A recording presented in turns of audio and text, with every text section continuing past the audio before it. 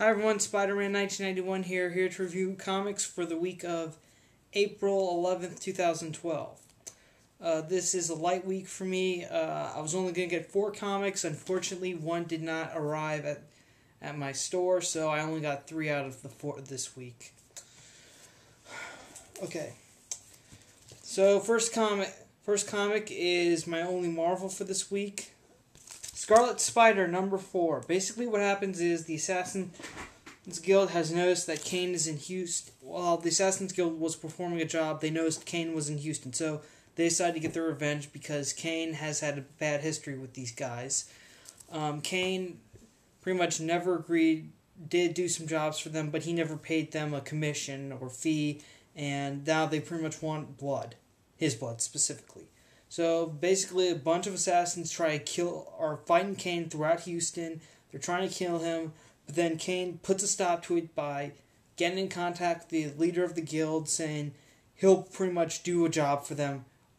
They name the time, the place. He'll do it, and in exchange, they leave him alone because Kane finally has a second chance and wants things to go smoother for him. And also, Kane's two friends. Annabelle, who's the woman from who's the hotel bartender who's helping him deal with the girl he met and kind of helped since issue 1, Araclay.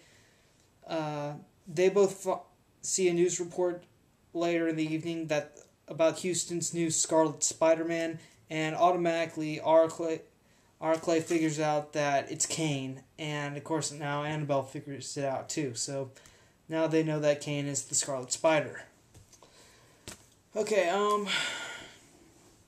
don't know. I think this is very interesting. I mean, I like the new Scarlet Spider series. It's something different. It's more or less like Peter Parker, but he's done a lot. I mean, Kane is essentially Peter Parker's clone, but there are some differences in that Kane's had a pretty checkered past, and his power, and there's also the power set that's different. But it's still a great series. I mean, Kane's definitely done some bad things in the past. Now it seems like he's finally trying to make up for his mistakes. But in this case, his past but this issue is just one of those situations where you can't outrun your past and you have to confront it.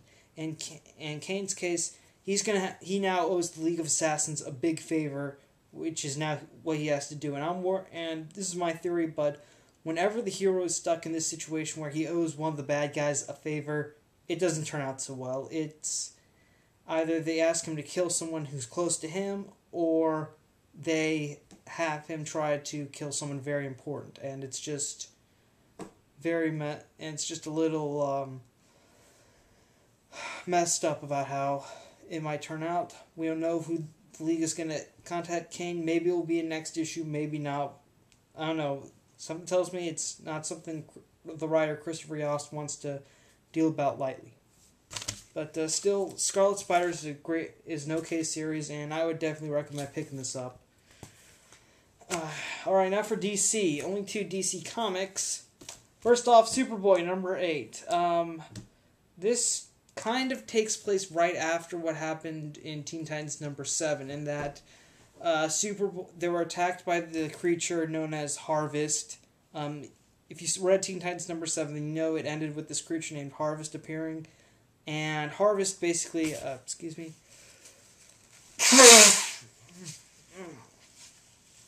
Yeah, I'm not sick, I have allergies.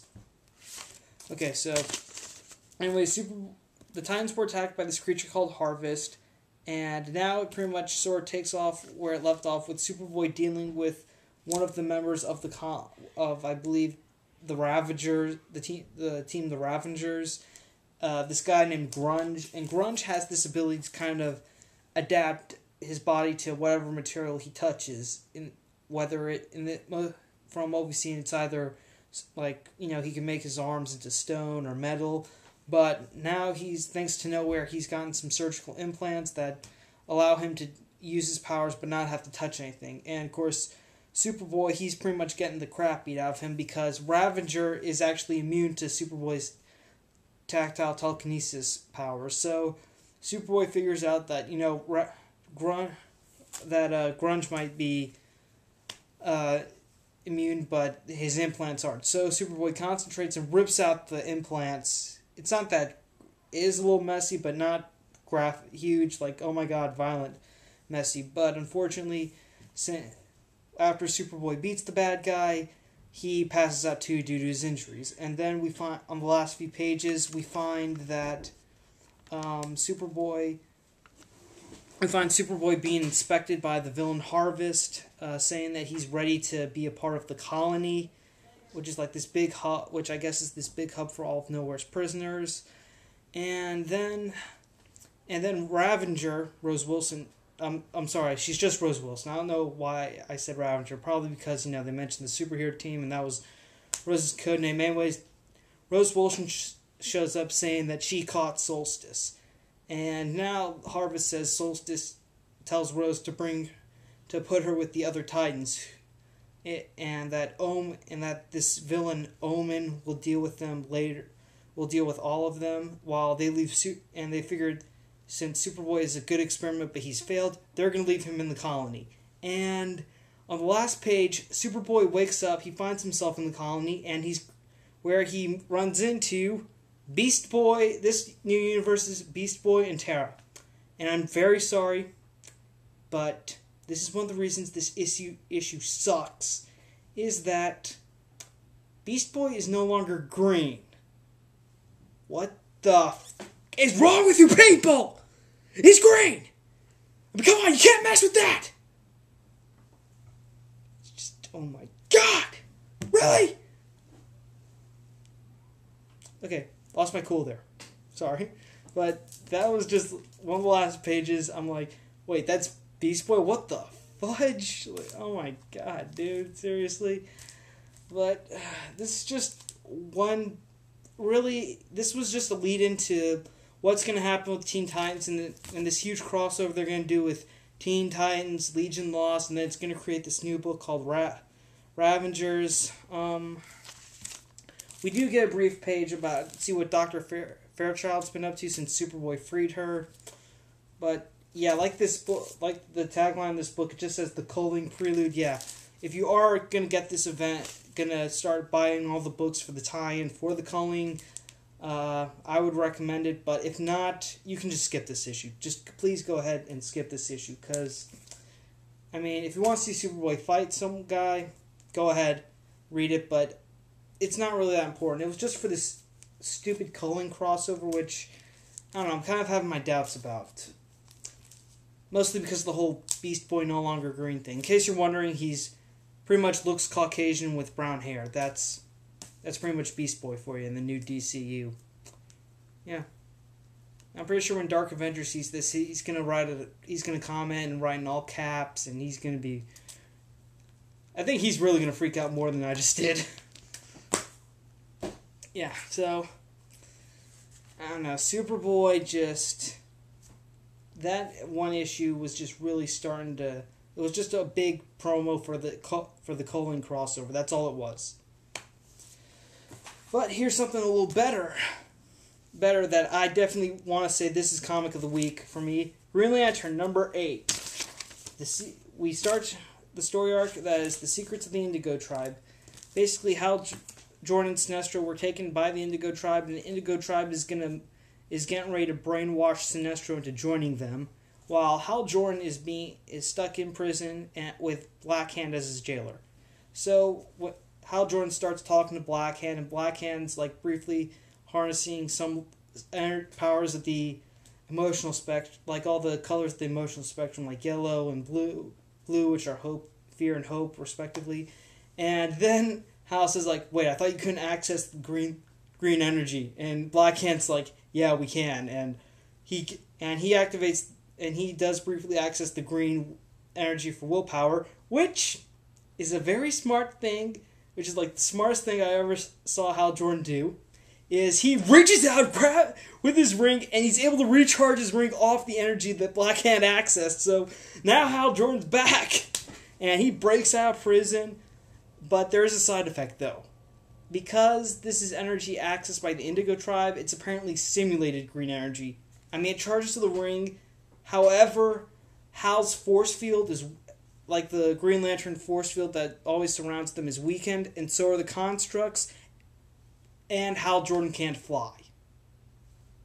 So, smart move on Hal for using the energy to recharge his ring. That is smart, but it sucks that the drawback is that it's substantially weaker. I mean, it gives him an edge, but not that quite. So, Hal's still able to escape. He uses the ring to find where Sinestro is, and while he's wandering through the Indigo tribe's lair, he runs into this big statue of Abin-Sur, and when Hal touches it, this voice comes on saying that Abin-Sur was a great man, played a great role in the foundation of the Indigo tribe, and right when the voice starts explaining it, the Indigo tribe appears with a brainwashed Sinestro.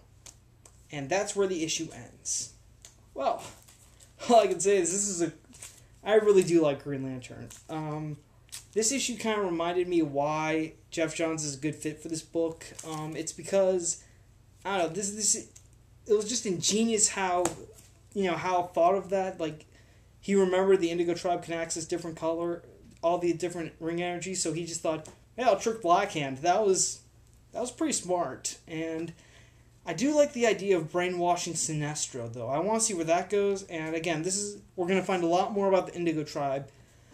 And they have been really mysterious since they first appeared during all the preludes to Blackest Night. I mean, they spoke in that weird language. We couldn't understand their oath at all. The only thing we did understand was Abin-Sur. So we want to figure out what is Abin-Sur's role. We are given 2 clues, though. One is that he apparently founded the Indigo tribe, and another is that, we also learned the voice that's telling Hal about Abin-Sur also referred to as Indigo 1, the main Indigo tribe leader, as she was once Abin-Sur's greatest enemy. So, we don't know what's going to happen. So, who knows what's going to happen. This issue definitely makes me want to learn more about the Indigo tribe. I want to figure out the secret. I want to know more about them. It's amazing. I mean, really great. Okay, that's all. Once again, quick rundown. Green Lantern number 8. Beginning a new Secret of the Indigo Tribe storyline is going strong. This book is still awesome. Superboy number 8. All this issue was just a big, trying to build hype for the big Cullen crossover between Teen Titans, Legion Lost, and that new Ravengers book I think is going to come out in June or May or something. And Scarlet Spider number 8. Still an interesting story. It plays with the theme about Kane trying to outrun his past, but your past can always come back to haunt you and bite you in the ass. I really should have cleaned up that metaphor. Well. Okay, so that's all. Also, again, Green Lantern number 8, comic of the week. Okay, so that's everything. That's my comic review for the week. Spider-Man 1991 saying, see you later.